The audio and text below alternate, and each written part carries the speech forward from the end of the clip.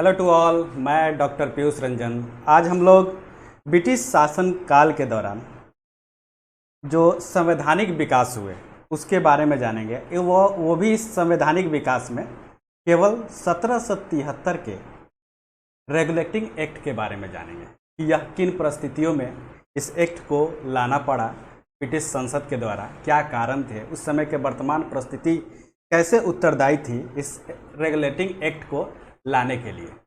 यानी उस समय जब ब्रिटिश का शासन बिहार, बंगाल और उड़ीसा पे एक राजनीतिक रूप से हो चुका था, एक राजनीतिक शक्ति बन चुकी थी और बड़े स्तर पे दीवानी राइट आने के बाद बड़े स्तर पे राजस्व की उगाही हो रही थी। और उस राजस्व की उगाही के बावजूद आखिर ऐसे क्या क्या कारण थे कि इतनी बड़ी आर्थिक शक्ति, राजनीतिक शक्ति बनने के बाद भी ब्रिटेन के संसद को 1773 का रेगुलेटिंग एक्ट लाना पड़ा। इस बारे में हम चर्चा करेंगे। फिर हम आगे ये देखेंगे कि इस रेगुलेटिंग एक्ट में क्या क्या प्रोविज़न थे, वो प्रोविज़न कहाँ से जुड़े हुए, मतलब कि वो प्रोविज़न केवल इंडिया से जुड़े थे या इंग्लैंड से भी जुड़े हुए थे, और उस प्रोविज़न में क्या क्या बातें थी जो उस समय के कंपनी के लिए महत्वपूर्ण थी, उस समय के एडमिनिस्ट्रेशन के लिए महत्वपूर्ण थी, उस समय के नियम और कानून के लिए महत्वपूर्ण थी, ये हम जानेंगे। फिर हम ये देखेंगे कि रेगुलेटिंग एक्ट को कैसे देखा गया, मतलब वो कितना फ़ायदा पहुंचाए। जिस उद्देश्य को लेकर उस रेगुलेटिंग एक्ट को ब्रिटेन की संसद ने पारित किया था, जिन प्रोविज़न का वर्णन किया था, मेंशन किया था, वो कितना सक्सेसफुल रहा। यानी 1773 का जो रेगुलेटिंग एक्ट था वो किस स्तर तक सफल रहा, किस स्तर तक असफल रहा, उससे उसकी सीमाएं क्या थी, उसके लिमिटेशंस क्या थे, हम इस बारे में चर्चा करेंगे। तो आइए सबसे पहले हम यह देखते हैं कि लागू किए जाने की जो परिस्थिति थी इस रेगुलेटिंग एक्ट को, वो क्या क्या थी। सबसे पहली बात कि ईस्ट इंडिया कंपनी जो थी वो धीरे धीरे व्यापारिक कंपनी से एक राजनीतिक संस्था के रूप में उभर गई थी। हमने देखा भी प्लासी का युद्ध, फिर आगे चल के 1764 में बक्सर का युद्ध। इस बक्सर के युद्ध के बारे में को लेके मैंने इस पर भी एक वीडियो बनाया है जो इस वीडियो से जस्ट पहले का है, आप उसको देख सकते हैं। इसमें मैंने बताया है कि कैसे ब्रिटेन की कंपनी, ईस्ट इंडिया कंपनी, कैसे एक राजनीतिक शक्ति के रूप में उभरी और कैसे उसने दीवानी के राइट प्राप्त करके कैसे बड़े स्तर पर आर्थिक शक्ति बनने के साथ साथ राजनीतिक शक्ति बनी, और कैसे उसने जो धन या अर्थ था उसको अपने कंट्रोल में रखा, बाकी उत्तरदायित्व का जो बात था वो नवाब को देके रखा। ये सब चीज़ों पे मैंने चर्चा की है। आइए अब हम ये देखते हैं, और मैंने लास्ट वीडियो में ये भी बताया था कि 1765 से लेके 1772 का जो पीरियड था वो द्वैत शासन का था, उसके क्या परिणाम उभरे जिसके चलते 1773 का रेगुलेटिंग एक्ट लाना पड़ा, ये भी हम देखेंगे। ठीक है, तो आइए हम जानते हैं कि लागू किए जाने की जो परिस्थिति थी वो क्या क्या थी। ईस्ट इंडिया कंपनी क्या था, बक्सर और प्लासी के युद्ध के बाद एक व्यापारिक कंपनी के साथ साथ एक बड़ी राजनीतिक संस्था के रूप में भी उभरी, जिससे क्या हुआ, संसद की प्रभुसत्ता जो थी वो सीमित हो गई। क्योंकि संसद की जो प्रभुसत्ता थी, लंदन के जो संसद, इंग्लैंड के जो संसद की प्रभुसत्ता थी, वो बेसिकली राजनीतिक सत्ता थी। अब यहाँ इंग्लैंड में ईस्ट इंडिया कंपनी एक राजनीतिक संस्था भी बन गई, तो कहीं ना कहीं इंग्लैंड के संसद के हित जो थे वो यहाँ के ईस्ट इंडिया कंपनी के राजनीतिक शक्ति बनने के कारण यहाँ के हित से टकराने लगे। यानी इंग्लैंड के जो संसद थी उसका जो पावर था वो धीरे धीरे इंडिया के मामले में सीमित होने लगा। इसी को देखते हुए कि संसद की प्रभुसत्ता बनी रहे, अतः इसी को ध्यान में रख के संसद का कंट्रोल ईस्ट इंडिया कंपनी में बनी रहे, इसी को ध्यान में रख के इसी संदर्भ में रेगुलेटिंग एक्ट को लाया गया। रेगुलेटिंग एक्ट को पास किया गया 1773 में। ठीक है, तो इसी को ध्यान में रख के इस रेगुलेटिंग एक्ट को लाया गया। अब अगला जो कारण था वो यह था कि पहले क्या था कि 3 प्रेसिडेंसी थी। 3 प्रेसिडेंसी में कलकत्ता था, मद्रास था, बम्बई था। इन तीनों के बीच धीरे धीरे क्या हुआ कि तालमेल का अभाव होने लगा। मतलब क्या है कि तीनों के कानून, नियम, जो कार्यकारिणी थी, जो प्रशासन था वो तीनों के बीच तालमेल का अभाव देखने लगा। प्रत्येक प्रेसिडेंसी जो था वो कोर्ट ऑफ डायरेक्टर के प्रति उत्तरदायी था। ठीक है, ये तीनों प्रेसिडेंसी आपस में स्वतंत्र थी और कई बार इन तीनों के बीच एक पारस्परिक भेदभाव भी देखने को, एक विरोधी काम एक दूसरे के प्रति करती रहती थी। तो इस तरह का जो तालमेल था वो तालमेल बन नहीं पा रहा था। इस चीज़ को भी ध्यान में रख के, इस पारस्परिक जो विरोध का जो तरीका चला आ रहा था कलकत्ता के बीच, बम्बई के बीच और मद्रास प्रेसिडेंसी के बीच, इन समस्याओं के समाधान के निवारण के लिए और इस पे अच्छा कंट्रोल बनाए रखने के लिए एक केंद्रीय शासित शासन स्थापित करने की जरूरत महसूस की और उसी को ध्यान में रख के 1773 का रेगुलेटिंग एक्ट लाया गया ताकि इन तीनों प्रेसिडेंसी के बीच एक बेहतर तालमेल, चाहे वो प्रशासनिक क्षेत्र में हो, चाहे आर्थिक क्षेत्र में हो, चाहे राजनीतिक क्षेत्र में हो, चाहे न्यायिक क्षेत्र में हो, एक बेहतर तालमेल स्थापित किया जा सके। इसके लिए भी 1773 का रेगुलेटिंग एक्ट लाया गया और प्रत्येक प्रेसिडेंसी जो थी वो कोर्ट ऑफ डायरेक्टर के प्रति उत्तरदायी थी। ये बात जरूर ध्यान रखिए। ठीक है, तीसरी जो महत्वपूर्ण बात है वो यह है कि ये जो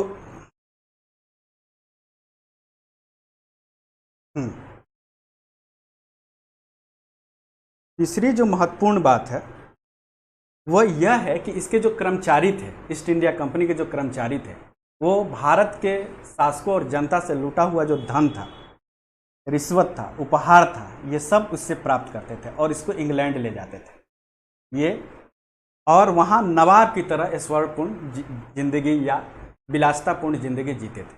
जबकि कंपनी की आर्थिक स्थिति जो थी वो धीरे धीरे खराब होती जा रही थी और इस पर नियंत्रण लगाया जाना जरूरी था।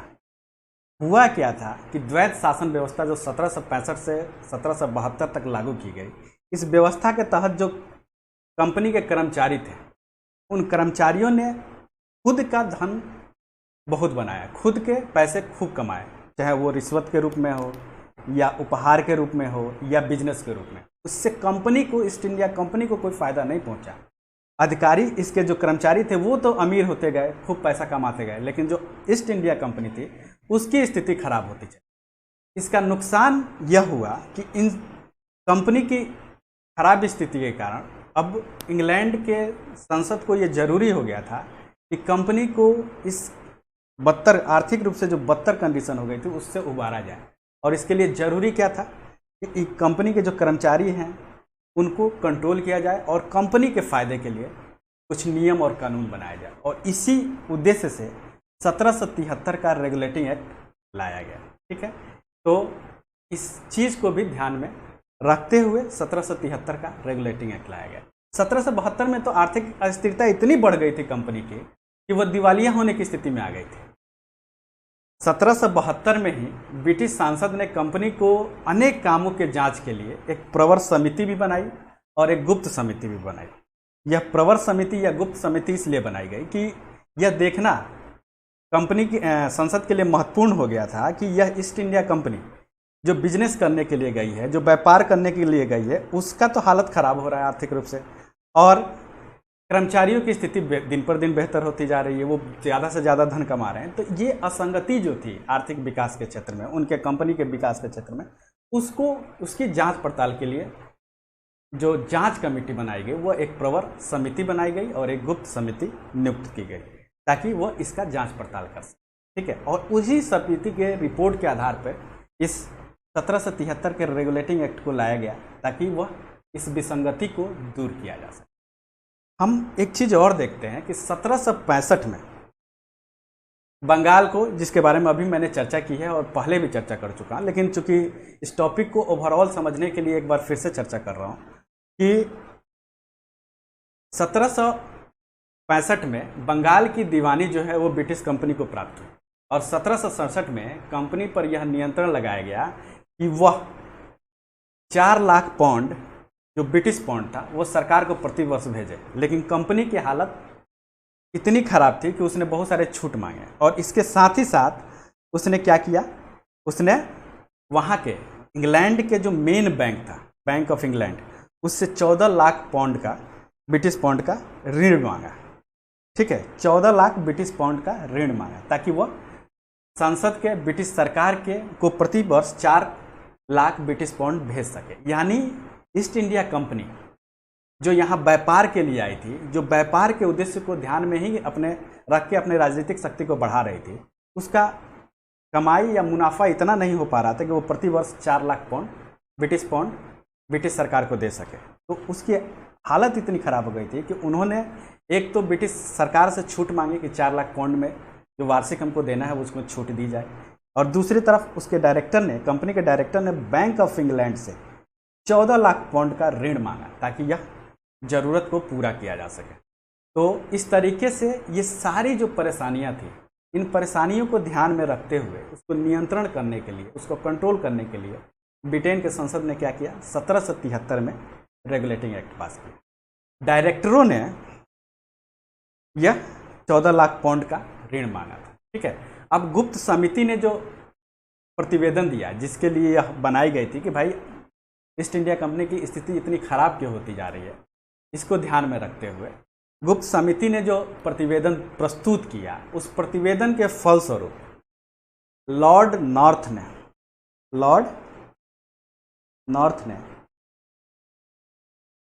जो है वो संसद में अपना एक प्रसिद्ध विधेयक जिसको 1773 का रेगुलेटिंग एक्ट कहा गया उसको प्रस्तुत किया, जो बाद में यही रेगुलेटिंग एक्ट बना। यानी ये जो सारी परिस्थितियाँ थी उस समय के ईस्ट इंडिया कंपनी की, उस समय के कर्मचारियों की, उस समय के यहाँ के वर्तमान में जो व्यापारिक स्थिति की, जो राजनीतिक स्थिति की, उन सबको ध्यान में रखते हुए यह 1773 का संसद के द्वारा, इंग्लैंड की संसद के द्वारा एक विधेयक लाया गया जिसको 1773 का रेगुलेटिंग एक्ट कहा जाता है।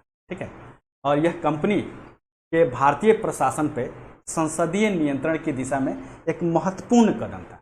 मतलब क्या था कि अब इंग्लैंड की जो संसद थी वो यहाँ के company, east India company EIC यानी ईस्ट इंडिया कंपनी के प्रशासन पे, एडमिनिस्ट्रेशन पे कंट्रोल करने के लिए, एक पार्लियामेंट्री कंट्रोल के लिए इस 1773 के रेगुलेटिंग एक्ट को लाया। ठीक है, तो अब हम समझ गए कि यह किन परिस्थितियों में लाया गया, क्या इसके पीछे रीजन थे।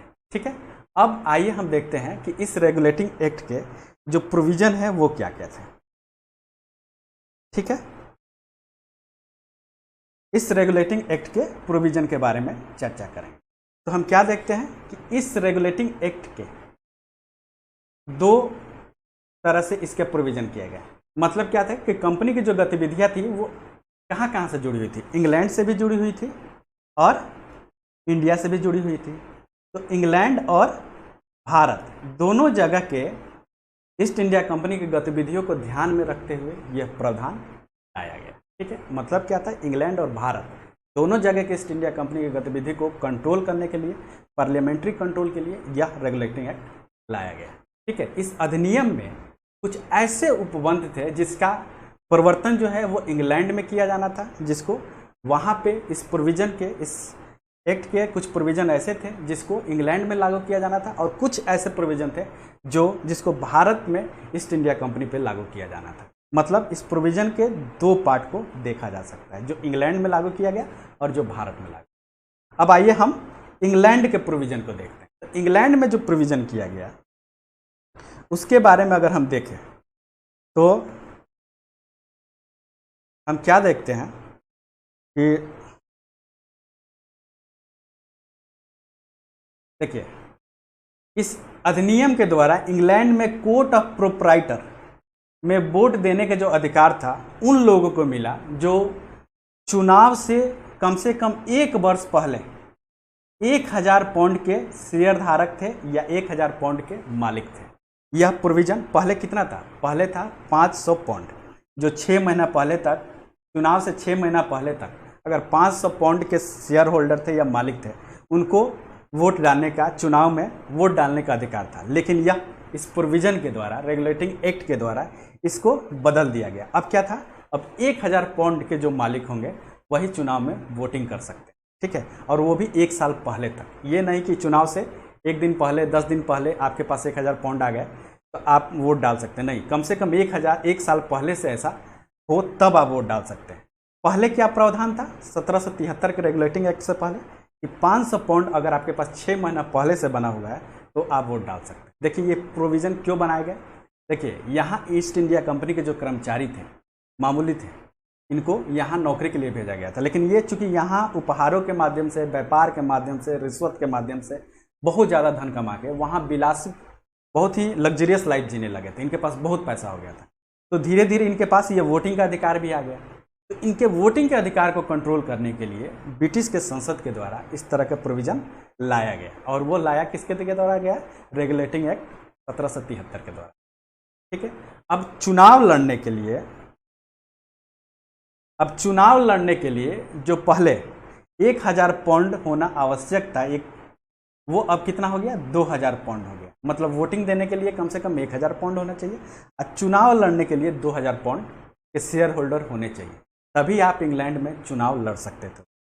तो ये प्रोविज़न में बदलाव किया गया। यह निश्चित हुआ कि कोर्ट ऑफ डायरेक्टर का चुनाव 1 वर्ष के बदले 4 वर्षों के लिए होगा। मतलब क्या होगा कि पहले क्या होता था, कोर्ट ऑफ डायरेक्टर का जो चुनाव होता था प्रत्येक वर्ष होता था। अब क्या किया गया कि अब एक बार चुनाव होता था, कोर्ट ऑफ डायरेक्टर में 24 सदस्य होते थे। अब क्या होता था, प्रत्येक वर्ष इसके 1/4 जो सदस्य थे वो हट जाते थे, और उसके बदले में यानी प्रत्येक वर्ष 1/4 का मतलब 6 सदस्य जो थे, 6 सदस्यों का चुनाव प्रत्येक वर्ष होता था। मतलब ये पूरी तरह से कभी ख़त्म नहीं होता था, ये इसका चुनाव जो था वो प्रत्येक वर्ष 6 सदस्यों का चुनाव करता था, और प्रत्येक वर्ष 1/4 यानी 6 सदस्य जो थे इससे हट जाते थे। मतलब क्या था, उनके चुनाव की अवधि पूरी हो जाती थी।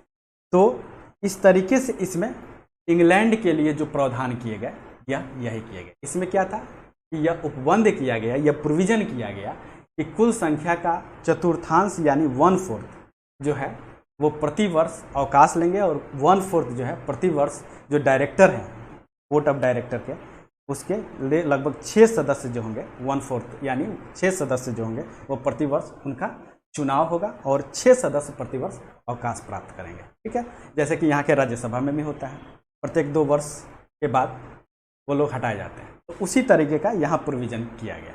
तो ये जो 1773 का रेगुलेटिंग एक्ट था, उसमें जो इंग्लैंड के लिए जो प्रावधान किए गए वो यही किए गए। ठीक है, आप ये देख ले रहे हैं। अब अगला जो भारत संबंधी प्रोविज़न था, जो यहाँ के ईस्ट इंडिया कंपनी के लिए जो प्रोविज़न था, उसके बारे में हम देख लेते हैं। ईस्ट इंडिया कंपनी से जुड़ा हुआ जो प्रोविज़न है वो क्या है कि जो बंगाल, इस प्रोविज़न के द्वारा एक चीज़ लाया गया, इस पर बार बार प्रश्न पूछे जाते हैं, प्रत्येक एग्जाम में लगभग 40-50 बार प्रश्न पूछे गए होंगे, वो इस टॉपिक पे, इसी पॉइंट पे है, इसको ध्यान रखना है। पहला जो इंडिया से जुड़ा हुआ प्रोविज़न था 1773 के रेगुलेटिंग एक्ट में, वो पहला ये था कि बंगाल का जो गवर्नर होगा अब वो क्या होगा, गवर्नर जनरल बन गया। तो ये कई बार प्रश्न पूछा जाता है कि बंगाल का गवर्नर जो था, गवर्नर जनरल, किस प्रोविज़न के द्वारा बनाया गया, तो वो 1773 के रेगुलेटिंग एक्ट के द्वारा। फिर उस समय का गवर्नर जो था वो कौन था, वारेन हेस्टिंग था, वही पहला गवर्नर जनरल भी बना। तो ये भी प्रश्न पूछा जाता है कि बंगाल का पहला गवर्नर कौन था जो गवर्नर जनरल बना 1773 के रेगुलेटिंग एक्ट के माध्यम से, तो वो कौन सा था, वो था वारेन हेस्टिंग। तो ये प्रश्न बार बार पूछे जाते हैं, तो आपको इसको ध्यान रखना है। ठीक है, तो अब हम देख क्या रहे थे कि जो इंडिया के लिए प्रोविज़न था उसमें बंगाल के गवर्नर को गवर्नर जनरल बनाया गया, और बंगाल में एक प्रशासन मंडल का निर्माण किया गया। इसमें कौन कौन थे, गवर्नर थे और 4 पार्षद मिलकर इस प्रशासन मंडल को बनाते थे। एक गवर्नर जो गवर्नर जनरल बन चुका था, और दूसरा था 4 पार्षद। यही 4 पार्षद जो थे यह मिलके प्रशासन मंडल का निर्माण करते थे, जिसमें गवर्नर था और यही गवर्नर उसका अध्यक्ष होता था, यानी उस प्रशासन मंडल का अध्यक्ष ये गवर्नर होता था। ठीक है, और जो 4 जो पार्षद बनाए गए उनका नाम इस अधिनियम में लिख के आया था कि ये 4 पार्षद कौन कौन होंगे, फिलिप फ्रांसिस, क्लेवेरिंग, मानसन और वॉरवेल। ये चारों के नाम आपको याद रखने हैं, क्योंकि 1-2 बार ये भी प्रश्न पूछे गए हैं एग्जाम्स में, तो आपको इस फैक्ट को भी ध्यान में रखना है। ठीक है, इससे जुड़ा हुआ जो इंडिया से जुड़ा हुआ प्रोविज़न था वो यही था। अब अगला जो इंडिया से जुड़ा हुआ प्रोविज़न था 1773 के रेगुलेटिंग एक्ट में वो यह था कि बंगाल प्रेसिडेंसी के सभी अंग्रेजों पे जो दीवानी और फौजदारी न्याय के कार्य देखने हेतु मुख्य न्यायाधीश और 3 न्यायाधीशों के साथ कलकत्ता में एक सर्वोच्च न्यायालय के स्थापना का प्रावधान। मतलब क्या था कि कलकत्ता में सर्वोच्च न्यायालय यानी एससिक के स्थापना का प्रोविज़न किस एक्ट के द्वारा लाया गया, इस तरह के प्रश्न पूछे गए हैं, तो वो 1773 के रेगुलेटिंग एक्ट के द्वारा लाया गया।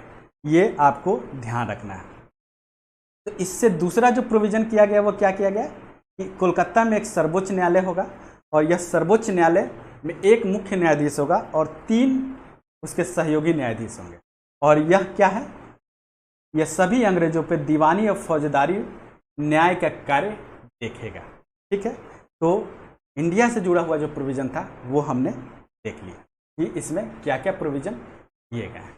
ठीक है, अब अगला ये है कि यह उच्चतम न्यायालय यानी जो एससी होगा, जो सुप्रीम कोर्ट होगा, जो कलकत्ता में स्थापित किया गया, यह इसी एक्ट के द्वारा 1774 में स्थापित किया गया। ऐसे प्रश्न पूछे जाते हैं कि 1773 के रेगुलेटिंग एक्ट के द्वारा जो सुप्रीम कोर्ट की स्थापना की गई वो कब की गई, 1773 में, 1774 में, 1775 में, 1777 में। तो यह रेगुलेटिंग एक्ट पास होने के 1 वर्ष बाद यानी 1774 में इस सुप्रीम कोर्ट जो कलकत्ता में स्थापित किया गया, इसका स्थापना कलकत्ता में की गई। और इसके जो मुख्य न्यायाधीश थे वो थे सर एलिजाबेथ इम्पे। कौन? सर एलिजाबेथ इम्पे इसके मुख्य चीफ जस्टिस थे। और उसके साथ साथ जो 3 जज थे वो थे चैम्बर्स, लिमेंस्टर और हाइड। ये भी आपको याद रखना क्योंकि ये भी प्रश्न पूछे गए हैं पीसीएस में या एनडीए में भी पूछा गया है। तो इस तरह के प्रश्न पूछे जाते हैं, आपको कुछ फैक्ट साथ साथ याद करते हुए चलना है ताकि जो भी ये प्रोविज़न बहुत महत्वपूर्ण है, इसे बार बार प्रश्न पूछे जाते हैं। इसीलिए मैंने इसको एक अलग से क्लास के रूप में ही डील करने का सोचा और इसीलिए इस क्लास को केवल 1773 पे ही फोकस करके, उसके रेगुलेटिंग एक्ट पे ही फोकस करके इस क्लास को लिया जा रहा है। ठीक है, और इन न्यायाधीशों की एक चीज़ और महत्वपूर्ण है कि इन न्यायाधीश की नियुक्ति कौन करेगा? यह न्यायाधीश की नियुक्ति करेगा इंग्लैंड का सम्राट। तो कई बार इस तरह के प्रश्न कन्फ्यूजन पैदा करते हैं कि जब जो सुप्रीम कोर्ट स्थापित हुआ 1773 के रेगुलेटिंग एक्ट के द्वारा, जो कि 1774 में स्थापित हुआ कलकत्ता में, उसके न्यायाधीशों की नियुक्ति कौन करता था? Court of director, governor general, Britain का सम्राट या ब्रिटेन की संसद, ऐसे ऑप्शन दे के पूछेगा। तो उस समय इन न्यायाधीशों की नियुक्ति कौन करता था? ब्रिटिश सम्राट करता था। तो ये बात भी आपको याद रखनी। ठीक है, इस तरह के प्रश्न पूछे जा सकते हैं। ठीक है, अब अगला जो बिंदु है कि अब कंपनी के जो कर्मचारी थे वो जो हमने देखा था प्रॉब्लम कि द्वैत शासन व्यवस्था में जो कंपनी के कर्मचारी थे, जो एम्प्लॉय थे, वो घूस के द्वारा यानी रिश्वत के द्वारा और खुद व्यापार करके या बहुत सारे गिफ्ट के द्वारा खुद ही बहुत ज़्यादा कमा रहे थे, लेकिन कंपनी को कोई फ़ायदा नहीं हो रहा था। तो इस प्रोविज़न के द्वारा उसको ख़त्म करना जरूरी था। हमने देखा भी कि किन परिस्थितियों को ध्यान में रख के रेगुलेटिंग एक्ट को लाया गया। तो देखिए, उसका एक प्रोविज़न ये भी था कि अब कंपनी के जो कर्मचारी हैं वो न उपहार ले सकते हैं और न ही कोई निजी व्यापार कर सकते हैं, मतलब पर्सनल लेवल पर कोई ट्रेड नहीं होगा। अब वो ईस्ट इंडिया कंपनी के कर्मचारी हैं तो ईस्ट इंडिया कंपनी के लिए ही ट्रेड करेंगे, वो पर्सनल लेवल पे कोई ट्रेड नहीं करेंगे। जबकि इससे पहले क्या था, ऐसा था कि वो कर सकते थे और बिना लाइसेंस के कर सकते थे। अब क्या है कि अब आपको लाइसेंस लेने के बाद ही आप पर्सनल लेवल पे ट्रेड कर सकते हैं और ये लाइसेंस मिलना बहुत मुश्किल था। अब आसान नहीं था क्योंकि ब्रिटेन की संसद का मुख्य फोकस क्या था कि ईस्ट इंडिया कंपनी की आर्थिक स्थिति सुधारी जाए और उसके लिए ही उन्होंने यह प्रोविज़न लाया था कि जो पर्सनल लेवल पर ट्रेड है कर्मचारियों का उसको कंट्रोल किया जाए। और इसके लिए उन्होंने क्या किया, एक लाइसेंस सिस्टम लागू कर दिया कि आप लाइसेंस लीजिए और करिए, और लाइसेंस लेना काफ़ी टफ कर दिया। तो इस तरीके से ब्रिटिश ईस्ट इंडिया कंपनी जो थी उसके आर्थिक स्थिति को सुधारने का काम भी इस रेगुलेटिंग एक्ट 1773 के द्वारा किया गया। ठीक है, अब क्या देखते हैं, एक चीज़ और हमने प्रॉब्लम के रूप में देखा था कि किन परिस्थितियों में इसको लागू किया गया। तो उसमें हमने चर्चा की थी अभी इसी क्लास में कि गवर्नर जनरल को के मतलब 3 प्रेसिडेंसी थे, मद्रास, मुंबई और कोलकाता। इन तीनों के बीच प्रशासनिक स्तर पे, कार्यकारिणी के स्तर पे या इकोनॉमिक स्तर पे, ट्रेड के स्तर पे कई तरह के मतभेद थे, तालमेल नहीं बैठ पा रहा था। अब उनमें इसमें एक प्रावधान क्या कर दिया गया कि गवर्नर जनरल जो कलकत्ता का गवर्नर था, जिसको गवर्नर जनरल इसी प्रोविजन के द्वारा बनाया गया, अब वो क्या था कि कुछ मामलों में मद्रास और मुंबई पे अधीक्षण का अधिकार रखने लगा। मतलब क्या है कि अब कलकत्ता के गवर्नर को सुपीरियर पावर दे दिया गया कि अब कुछ मामले ऐसे हैं जहां बार बार तालमेल की कमी देखी जाती है, जहां बार बार विरोधी रवैया देखा जाता है तीनों प्रेसिडेंसी के बीच, उसमें एक को पावर दे दिया गया। और वो पावर किसको दिया गया? कलकत्ता के गवर्नर को, जो कि अब गवर्नर जनरल बन चुके। ठीक है, तो इस तरीके से इस प्रॉब्लम को भी सुलझाने का काम रेगुलेटिंग एक्ट में। ठीक है, अब एक चीज़ और देख लेते हैं कि रेगुलेटिंग एक्ट जो है वो 11 सालों तक प्रोविजन में रहा।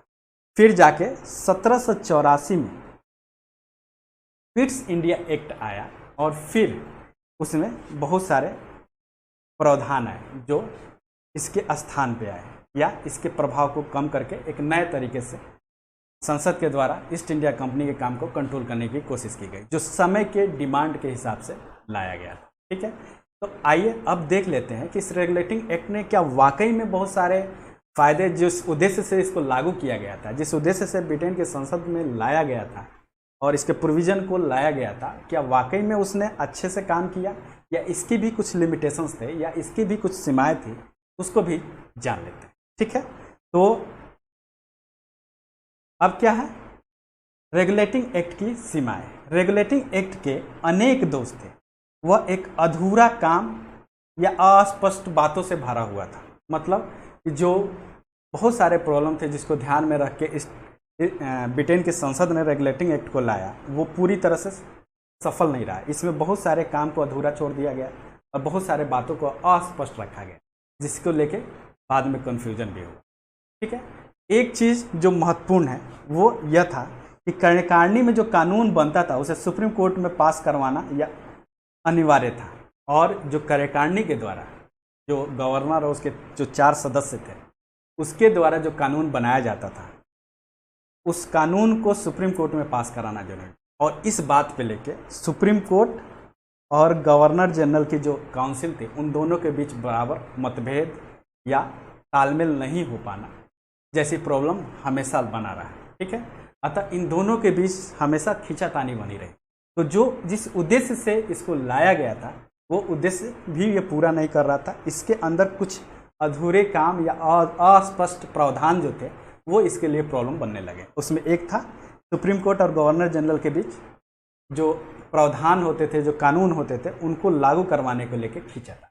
ठीक है, दूसरा था सुप्रीम कोर्ट का जो कार्य क्षेत्र था, जो जुडिशियल पावर था, जो उनका एरिया था, वो अधिकार क्षेत्र निश्चित नहीं था। वो अधिकार क्षेत्र निश्चित नहीं था और उन कानूनों का भी जो 1773 में रेगुलेटिंग एक्ट लाया गया था इस सुप्रीम कोर्ट के लिए, जिसमें सुप्रीम कोर्ट के निर्माण या स्थापित करने का प्रावधान दिया गया था, उसके काम को लेके और उसके ज्यूरिडिक्शन को लेके भी जो कानून बनाए गए थे वो अस्पष्ट थे, यानी उसमें स्पष्टीकरण नहीं था, जिसके आधार पर सुप्रीम कोर्ट को काम करना पड़ता था। ठीक है, और इस आधार पर सुप्रीम कोर्ट जो था वो क्या था, इस आधार पे सुप्रीम कोर्ट को अंग्रेजी प्रजा के मुकदमे सुनने का अधिकार था। लेकिन इसमें क्या था, प्रजा की व्याख्या नहीं की गई कि यह जो अंग्रेजी प्रजा है वो कौन है। क्या वो इंग्लैंड से आए हुए केवल वही लोग हैं इसके अंदर, या यहाँ जो राजनीतिक जहाँ क्षेत्र है ईस्ट इंडिया कंपनी का उसके शामिल सारे लोग शामिल थे इस प्रजा में, यह पूरी तरह से स्पष्ट नहीं था। और इसका दुष्परिणाम या इसका ड्रॉबैक क्या हुआ कि कार्यकारिणी और सुप्रीम कोर्ट के बीच हमेशा इस चीज़ को लेकर मतभेद रहा, खींचातानी रही। तो इस तरह के कुछ प्रावधान इसमें आए जिसके चलते प्रॉब्लम क्रिएट होना लगा। ठीक है, अब अगला जो बात है कि इस एक्ट में यह स्पष्ट नहीं था कि सर्वोच्च न्यायालय भारतीय या अंग्रेजी किस विधि के अनुसार काम करेगा। ठीक है, यानी जो सुप्रीम कोर्ट की स्थापना की गई थी वो स्थापना के बाद किस बेस पे काम करेगा यह बताया ही नहीं गया था। ये केवल बोल दिया गया था कि सुप्रीम कोर्ट एक स्थापित होगा जो न्याय का काम करेगा, जो दीवानी और फौजदारी का काम करेगा, लेकिन उसके बारे में यह नहीं बताया गया था कि वो किस विधि को फॉलो करेगा। देखिए इंडिया में क्या था, इंडिया में था कि 2 मुख्य कम्युनिटी था, हिंदू और मुस्लिम। तो हिंदुओं के लिए हिंदू लॉ और मुसलमानों के लिए मुस्लिम लॉ लगते थे। अब जब ब्रिटिश ईस्ट इंडिया कंपनी आई, उसने जब ज्यूरिडिक्शन संभाला, उसने जब न्याय क्षेत्र को संभाला और रेगुलेटिंग एक्ट के द्वारा 1773 के रेगुलेटिंग एक्ट के द्वारा जब सर्वोच्च न्यायालय की स्थापना की गई, तो ये सबसे बड़ा दुविधा या समस्या क्या आया कि वो किस बेस पे काम करेगा, किस तरह काम करेगा, कि वो भारतीय अंग्रेजी विधि के अनुसार काम करेगा या अंग्रेजी विधि के अनुसार काम करेगा या भारतीय विधि के अनुसार काम करेगा।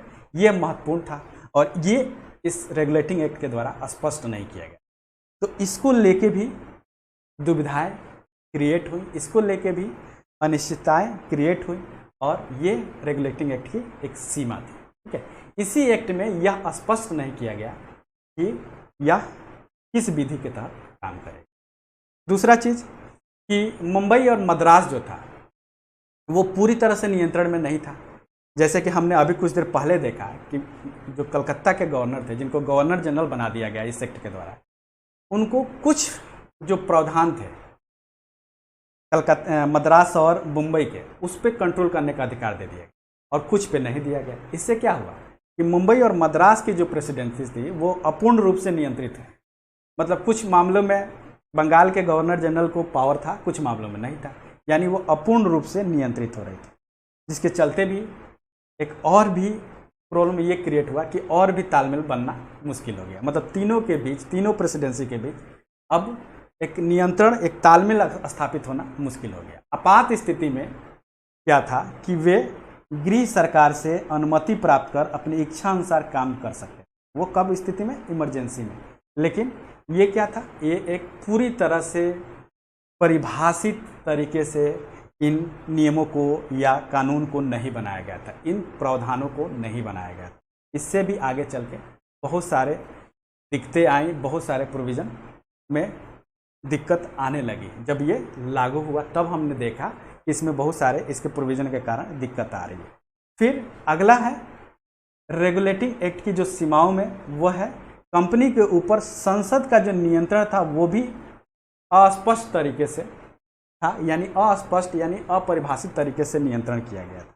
ठीक है, इसके चलते भी दिक्कत आई। केवल संसद को वार्षिक रिपोर्ट ही चाहिए थी और इस रिपोर्ट पर कार्यवाही का कोई भी निश्चित प्रावधान नहीं था। मतलब ईस्ट इंडिया कंपनी से संसद को केवल और केवल उसके व्यापार का या उसके जो भी इकोनॉमिक आर्थिक एक्टिविटी हो रही थी उसका एक वार्षिक रिपोर्ट, एनुअल रिपोर्ट चाहिए होता था। उस पर क्या कार्रवाई होगी, कोई भी इस तरह का निश्चित प्रोविज़न नहीं था, कोई भी ऐसा निश्चित प्रावधान नहीं था। इसीलिए कहा गया है कि कंपनी के ऊपर संसद का कोई स्पष्ट नियंत्रण नहीं था। ठीक है, अब कंपनी में भी खींचातानी होने लगी, काउंसिल में भी खींचातानी होने लगी।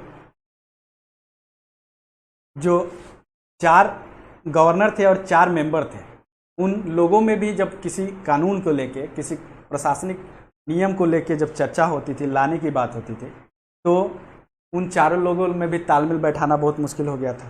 ठीक है, केवल बोरवेल जो थे 4 लोगों में, वही उनको छोड़ के वारेन हेस्टिंग्स जो उस समय का गवर्नर जनरल था उसके खिलाफ सभी हो गए थे।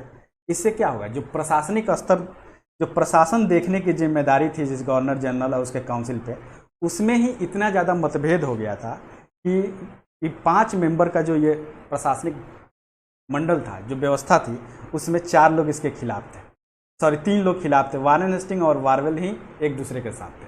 तो इससे भी क्या हो रहा था, प्रशासनिक स्तर पे जो तीव्र डिसीजन मेकिंग का जो प्रोविज़न था वो काफ़ी ज़्यादा बाधित हुआ। इसके चलते इस तरह के प्रॉब्लम भी आए। ठीक है, तो हमने क्या देखा, 1773 का रेगुलेटिंग एक्ट की कुछ सीमाएं देखी, उसमें कुछ कमियां देखी, यह किन परिस्थितियों में लागू हुआ, क्या क्या इसके प्रोविज़न थे और क्या क्या इसके सीमाएं थी। इन्हीं सीमाओं को ध्यान में रखते हुए फिर से एक संशोधन अधिनियम लाया गया, अमेंडमेंट एक्ट लाया गया। इसमें जो चर्चा नहीं है, वो 1781 में एक अमेंडमेंट एक्ट लाया गया, यानी अमेंडमेंट एक्ट लाया गया, जिसमें बहुत सारे प्रोविज़न जो इससे जुड़ी हुई समस्याओं से जुड़ी हुई बहुत सारे प्रोविज़न लाके उसको क्लियर करने की कोशिश की गई, उन समस्याओं को सुधारने की कोशिश की, उन जो रेगुलेटिंग एक्ट की सीमाएं थी, जो लिमिटेशंस थे, उसको बेहतर बनाने की कोशिश की गई, ताकि इस काम को, इस एक्ट को और भी ज़्यादा फ्रूटफुल बनाया जा सके और इससे ब्रिटिश संसद का जो उद्देश्य है वो पूरा हो सके। और इसी उद्देश्य को ध्यान में रख के 1781 का संशोधन अधिनियम लाया गया। ठीक है, इसमें बहुत सारे अलग अलग प्रोविज़न भी किए गए, जैसे कि जो ब्रिटिश अधिकारी थे उनको प्रशासनिक कार्य के लिए सर्वोच्च न्यायालय की अधिकारिता से अब बाहर कर दिया गया कि अब प्रशासनिक अधिकारी जो भी हैं ईस्ट इंडिया कंपनी के, अब सर्वोच्च न्यायालय के ज्यूरिडिक्शन से बाहर रहेंगे, ताकि वो अब इन दोनों के बीच जो टकराव था सुप्रीम कोर्ट और प्रशासनिक अधिकारियों के बीच, अब वो खत्म हो जाए। इसीलिए यह 1781 के अमेंडमेंट एक्ट में इस तरह के प्रोविज़न लाए गए। फिर कंपनी के जो अधिकारी थे वो अधिकारी राजकीय कर्मचारी के रूप में काम करेंगे, तो उन पर सुप्रीम कोर्ट की अधिकारिता जो है वो लागू नहीं होगी, और गवर्नर जनरल और उसके जो काउंसिल होंगे उसको सुप्रीम कोर्ट के कार्यक्षेत्र से अलग कर दिया गया। तो हमने क्या देखा कि गवर्नर जनरल और काउंसिल का जो टकराव हो रहा था बार बार कि कोई भी नियम लाया जा रहा था, उसको पहले सुप्रीम कोर्ट में पास कराना या उसको रजिस्टर कराना जरूरी था, और इसको लेके सुप्रीम कोर्ट और गवर्नर जनरल के काउंसिल के बीच बार बार खींचातानी और विरोध हो रहे थे, उसको अब सीधे ख़त्म कर दिया गया। अब क्या प्रोविज़न लाया गया 1781 में कि जो गवर्नर जनरल है या उसका जो काउंसिल है वो सुप्रीम कोर्ट के कार्यक्षेत्र से बाहर होगा। जो कर्मचारी हैं ईस्ट इंडिया कंपनी के वो राजकीय कर्मचारी के रूप में काम करेंगे, अब उन पर सुप्रीम कोर्ट की अधिकारिता या जुरिडिक्शन जो है वो लागू नहीं होगा। ठीक है, सुप्रीम जो प्रशासनिक अधिकारी हैं उनको अब सुप्रीम कोर्ट के जुरिडिक्शन से बाहर कर दिया गया। तो इस तरीके से जो बार बार खींचातानी, जो बार बार टकराव हो रहा था, उन टकरावों को ख़त्म किया गया 1781 के अमेंडमेंट एक्ट के द्वारा। ठीक है, तो यह चीज़ें जानना, 1781 के अमेंडमेंट एक्ट भी जानना जरूरी इसीलिए है क्योंकि यह रेगुलेटिंग एक्ट को में बहुत सारे सुधारों को लेकर आया था, और सुप्रीम कोर्ट के जो लगान संबंधी अधिकार थे वो भी उससे छीन लिए गए। मतलब क्या है कि सुप्रीम कोर्ट अब केवल जुरिडिक्शन के मामले तक ही सीमित रह गया, उसके लगान संबंधी जो रेवेन्यू संबंधी जो अधिकार थे, जो राइट्स थे, उसको छीन लिए गए। अब हिंदू मुकदमों को हिंदू कानून के अनुसार तथा मुस्लिम मुकदमों को इस्लामिक कानून के अनुसार देखने का या उसका निर्णय करने का प्रोविज़न लाया गया, जो कि पहले क्या था कि यह तय नहीं था कि वो ब्रिटिश कानून के तहत सुप्रीम कोर्ट निर्णय करेगा या इंडियन कानून के तहत। अब क्या है, 1781 के जो अमेंडमेंट एक्ट लाया गया उसमें यह सीधे सीधे क्लियर कर दिया गया कि हिंदू मुकदमे जो हैं वो हिंदू कानून के द्वारा देखे जाएंगे, मुस्लिम मुकदमे जो हैं वो इस्लामिक कानून के द्वारा देखे जाएंगे, और ये सारी जो क्लियरिटी लाई गई वो 1781 के अमेंडमेंट एक्ट के द्वारा लाई गई, ताकि 1773 का जो रेगुलेटिंग एक्ट है वो अपने जो उद्देश्य है उसको पूरा कर सके। तो आज की क्लास यहीं हमने 1773 के रेगुलेटिंग एक्ट को देखा, ये किन परिस्थितियों में लाया गया, इसके प्रोविज़न क्या थे, इसके लिमिटेशंस क्या थे, फिर आगे चल के ब्रिटिश गवर्नमेंट ने 1781 का जो अमेंडमेंट एक्ट है उसके तहत क्या क्या परिवर्तन करके इस एक्ट को और प्रासंगिक बनाने की कोशिश की, इस पे हमने ध्यान दिया। अगर इससे जुड़ा हुआ कोई भी प्रश्न है तो आप कमेंट सेक्शन में कमेंट करें। अगर आपको ये वीडियो पसंद आ रहा है तो प्लीज़ लाइक, सब्सक्राइब और शेयर ज़रूर करें। आज के लिए थैंक यू सो मच।